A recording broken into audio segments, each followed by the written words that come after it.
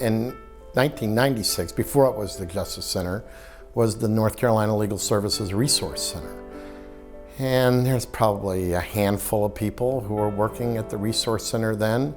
And it was born out of, in some ways, out of necessity because of changes that were being made back in 1995, 96. The Justice Center in the beginning, it was very small. There were maybe 5 people altogether, and it was very exciting. You could tell there was something very important happening. Everyone was flying by the seat of their pants, trying to figure out how to create this new organization that would tackle these very, very tough problems in the state. No one had a map for this, it felt like. It was really charting new territory. I believe I was the 15th person here, and when I came to interview, the Justice Center, we didn't have a name.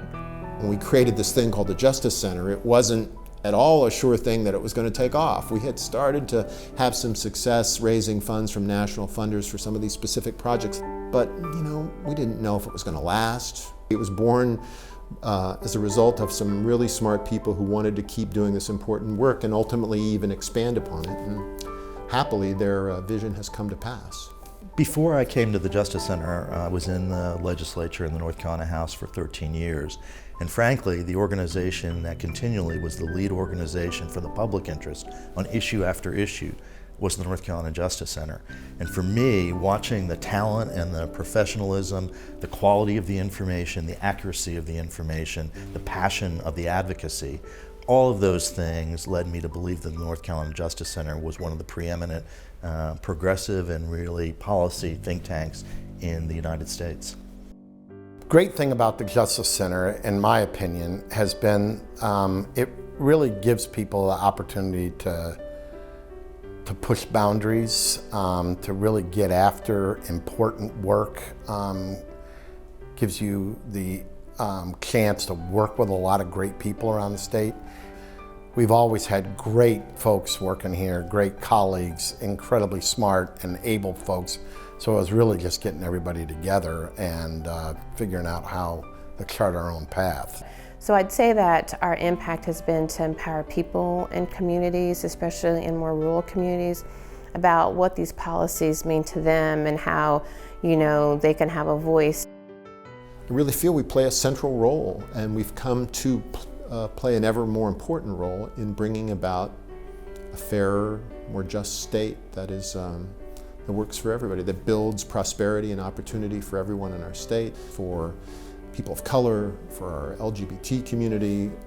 I really think we've come to be seen and are fulfilling the role of being one of the most important voices for progressive change in our state.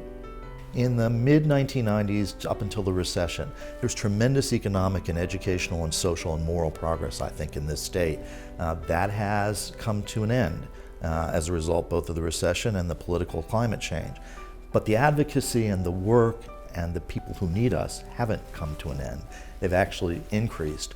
So we have to do and go to places and do the work in a different way that tries to achieve the same results for the people of this state, but different paths. That's the challenge, that's the opportunity. The Justice Center is a very unique organization, not just in North Carolina, but around the country. There are very few states that are lucky enough to have an organization like this. Part of that's because of the people here and the visionaries who started it, and part of it's because of the funders we're lucky enough to have in this state who have the vision and the courage to fund organizations like this.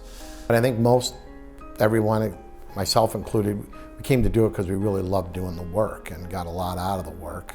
And so many people in North Carolina are really struggling, and understanding the difficulties they have makes it easy to come every day to work and to try to work on these fundamental issues.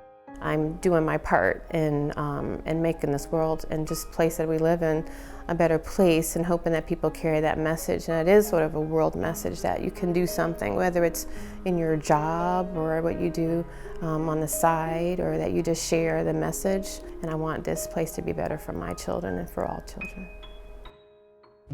If this organization has developed a sustained capacity and support privately for the work that we do, that will be important. Second, if we have been part of a process that has substantially reduced generational poverty in this state, if we have benefited more citizens in our state in the second 20 years than we did in the first 20 years, and if we are together as an organization able to look in the mirror and say we've improved life in North Carolina, then we'll have had a very successful second 20 years.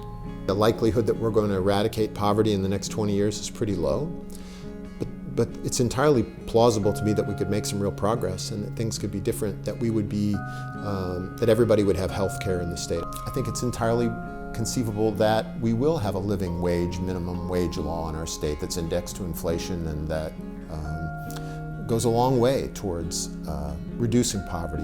When I think affordable housing issues and concerns, I think you now look around the state, you look around the country, and people are recognizing the troubles and the problems we have that result because people don't have enough money for housing or pay extravagant parts of their income, cause all kinds of other troubles. Those have been going on a while, but I think we're getting smarter on it, and I think in 20 years we may have solved some of those things. I think one of the deepest challenges I see and I face here every day is living up to the history and the work of the first 20 years. It is an amazing feat to be here today as a nonprofit in social justice and civil liberties and poverty diminishment work. To have said that this organization has grown from a few people 20 years ago to a staff of almost 50, and to have had the effect, the profound effect on this state, to live up to that history is a real challenge, and a challenge for all of us, but a really good one. So I guess what I would say is, first, on behalf of tens of millions of North Carolinians over the last few decades, thank you to everybody who came before us and set the stage for this next 20 years.